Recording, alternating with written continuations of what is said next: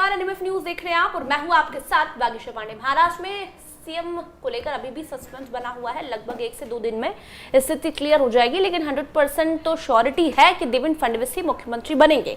एकनाथ शिंदे अपने गांव से वापस लौट आए हैं, ऐसी खबर मिल रही है। लेकिन इसी बीच जब वो गांव गए हैं तो उद्धव ठाकरे के बेटे आदित्य ठाकरे ने एकनाथ शिंदे को लेकर एक बड़ा बयान दे दिया है। इससे ये तो साफ झलक रहा है कि आपकी पार्टी की तो सुधर नहीं रही, लेकिन आपको दूसरे के फटे में टांग अड़ाना है। आदित्य ठाकरे ने क्या कहा है वो आपको दिखाते हैं ग्राफिक्स के माध्यम से। आदित्य ठाकरे ने चांद की तरफ इशारा किया है। आखिर क्या कहना चाह रहे हैं आदित्य ठाकरे? वो कह रहे हैं कि आप चांद देख सकते हैं। इस बयान के क्या मायने हैं? आखिर आदित्य ठाकरे ने ऐसा क्यों कहा है? नए नवेले विधायक बने हैं। आपको बता दें, ज्यादा वोटों का अंतर नहीं, 8 से 10,000 वोट से ही आदित्य ठाकरे जीते हैं। उद्धव ठाकरे की उन्होंने लाज बचा ली है, लेकिन अभी तक नई सरकार का गठन नहीं हुआ है, सीएम नहीं बना है। इसको लेकर भी आदित्य ठाकरे ने सवाल उठाए हैं। आदित्य ठाकरे को आपको सुनवाते हैं, क्या कह रहे हैं वो इस पर। ये डेट गवर्नर के ऑफिस से आती है। कब से हमारा देश ट्विटर पे चलने लगा है, तो जो भी ओथ ले उनको हमारी शुभेच्छा है। लेकिन ये पूरी अनार्की होने लगी। कोई सिस्टम है कि नहीं हमारे देश में? ये किसी ने जाके क्लेम करना पड़ता है, फिर कहना पड़ता है कि हम गवर्नमेंट बनाएंगे, सरकार बनाएंगे, आंकड़े दिखाते हैं और फिर ये सब तय होता है। तो अभी कुछ हुआ है? उनपे कुछ बयान नहीं दिया, छोड़ दो। तो आपने सुना आदित्य ठाकरे का बयान। वो कह रहे हैं कि अभी तक मुख्यमंत्री नहीं मिला है महाराष्ट्र को, और साथ ही साथ उन्होंने चांद की तरफ इशारा किया है कि क्या आपने चांद देखा है। अभिषेक मेरे सहयोगी मेरे साथ जुड़े हैं। अभिषेक, आदित्य ठाकरे के इस बयान को आप कैसे देखते हैं और क्या मायने इस बयान के, क्या समझते हैं उनके इस बयान से? वागीशा, बयान इन्होंने क्या कहा है, बयान के मायने क्या है, उससे पहले मैं एक चीज कहना चाहूंगा कि जो मैंने इसमें आदित्य ठाकरे का जो ये बयान था उसमें गौर किया। आदित्य ठाकरे ने टी शर्ट पहना हुआ था। देखिए, ये ब्लैक कलर का टी शर्ट पहना हुआ है। इससे पहले राहुल गांधी को आप देखती हैं तो व्हाइट कलर का वो टी शर्ट पहनते हैं। और उससे पहले अगर आप जाएंगे तो यूक्रेन के राष्ट्रपति जेलेंस्की को देखेंगी तो वो भी ब्लू कलर की टी शर्ट पहनते हैं। मतलब जेलेंस्की को देखकर राहुल गांधी और राहुल गांधी को देखकर आदित्य ठाकरे ने शायद ये परिधान अपनाया। तो आप उम्मीद लगा लीजिए कि इन नेताओं का हिंदुस्तान की राजनीति में भविष्य क्या है। अब आदित्य ठाकरे ने जो कहा कि आसमान की तरफ देखिए कि चांद दिखाई आपको दे रहा है। रात की ये बात है तो चांद तो आपको दिखाई देगा। मुझे इतना इस बयान का समझ आया, मुझे ये लगा जो आदित्य ठाकरे ने कहा है कि जो वो समीकरण अलग अलग तरीके के बनाए जा रहे हैं। देखिए वागीशा, सबसे पहले आपको यह समझना होगा कि जब कोई कार्यकर्ता, जब कोई पार्टी, उसका बड़ा नेता हो या फिर छोटा नेता हो, जब वो 5 साल मेहनत करके चुनाव में जाता है तो उसका पहला जो मोटो होता है, लक्ष्य जो होता है, वो यही होता है कि वो चुनाव जीते, उसकी पार्टी चुनाव जीतकर सत्ता में आए। 2.5 साल का तो इन लोगों ने शासन कर लिया बीजेपी से अलग जाकर, लेकिन अब इस बार सत्ता में नहीं आए। प्रचंड बहुमत के साथ बीजेपी को, महायुति को जनता ने मैंडेट दिया और पूरी तरीके से सिरे से खारिज कर दिया शिवसेना यूबीटी को। तो ये कहीं ना कहीं बौखलाहट है। दूसरा, ये जो चांद की बात कर रहे हैं, चांद दिख नहीं रहा है, मतलब एकनाथ शिंदे दिख नहीं रहे हैं। जैसे कि चांद का पता होता है वो अपने वक्त पर निकल जाता है, वैसे ही एकनाथ शिंदे भी वापस लौट आए हैं। बैठक मुलाकात जो कुछ होनी होगी, मंत्रालय का जो भी बंटवारा होना होगा वो हो ही जाएगा।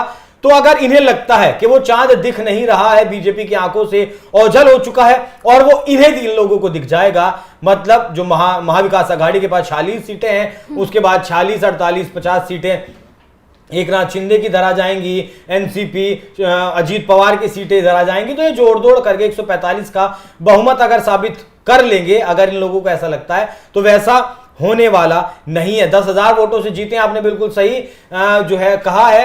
एमएनएस, राज ठाकरे की पार्टी अगर अपना उम्मीदवार खड़ा ना करती, जिस तरीके से उनसे कहा गया था, तो मिलिंद देवड़ा अच्छे खासे मार्जिन से आदित्य ठाकरे को हरा देते। दूसरी बार चुनकर जो विधानसभा में पहुंचे हैं, वो सपना टूट जाता और इस परिवार को दिख जाता, पता चल जाता कि महाराष्ट्र की जनता आपको कितना प्यार करती है, कितनी गहराई तक आपको महाराष्ट्र की जनता चाहती है। अमित ठाकरे, आदित्य ठाकरे ने जब वर्ली से अपना पहला चुनाव लड़ा था, तब राज ठाकरे की पार्टी की तरफ से उनके खिलाफ उम्मीदवार नहीं उतारा गया था। लेकिन देखिए, भर्त्सना देखिए कि एक दूसरे के प्रति कितना अलगाव इस परिवार के बीच आ चुका है।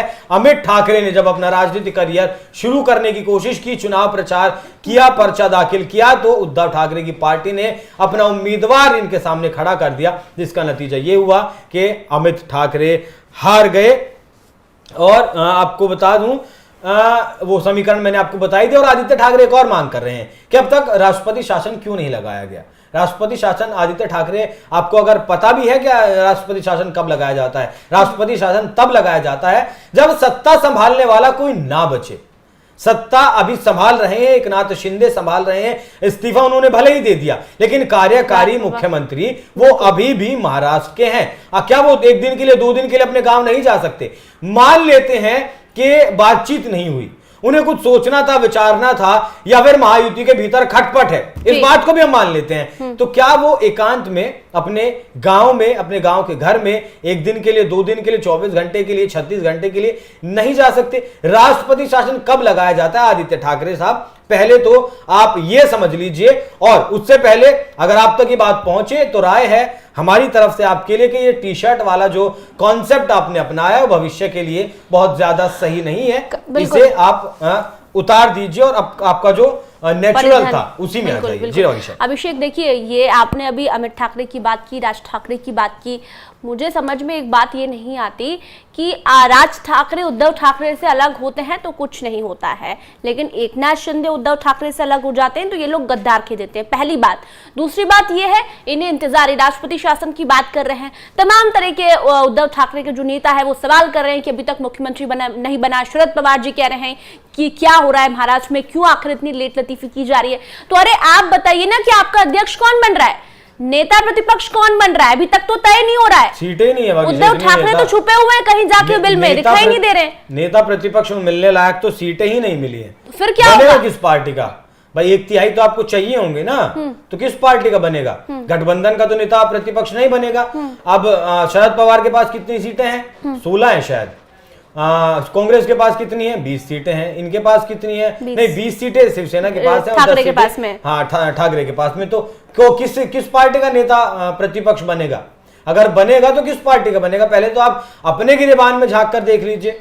जैसा आपने बताया कि अध्यक्ष भी अगर ये अपना नहीं चुन पा रहे हैं और सामने वाले से आप उम्मीद कर रहे हैं कि वो सीएम फेस जो है उसका ऐलान कर दे, तो भाई वो महायुति का अंदर का मामला है, वो सुलझा लेंगे। आप कहा इतने बेचैन है? सरकार के लिए कार्यकारी अभी मुख्यमंत्री है ना, उससे काम चला लीजिए। कौन सा काम आपका ऐसा रुका हुआ है जो काम नहीं हो रहा है? और नया मुख्यमंत्री जब बनेगा तभी वो होगा।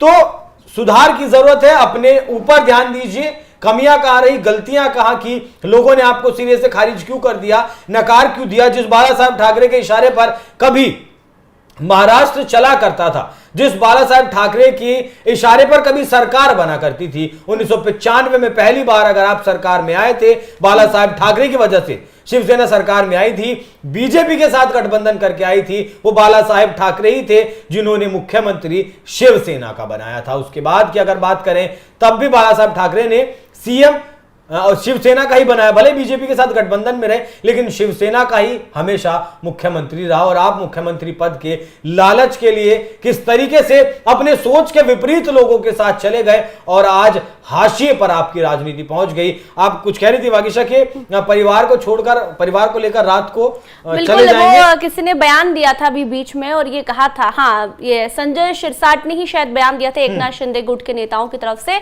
जिस तरह से उद्धव ठाकरे गायब हो गए। हालांकि उन्होंने एक बार प्रेस कॉन्फ्रेंस की है, लेकिन जो उद्धव ठाकरे हर रोज आकर गद्दार फेसबुक लाइव, बिल्कुल, वो तो मुझे लग रहा है वो फेसबुक वाले नेता बन गए। हर रोज कह रहे हैं गद्दार, गद्दारों को हम साथ नहीं देंगे, हम जीतेंगे तो हम गद्दारों को साथ नहीं लेंगे। कहां गए उद्धव ठाकरे साहब? कहां बिल में छुपे हुए हैं?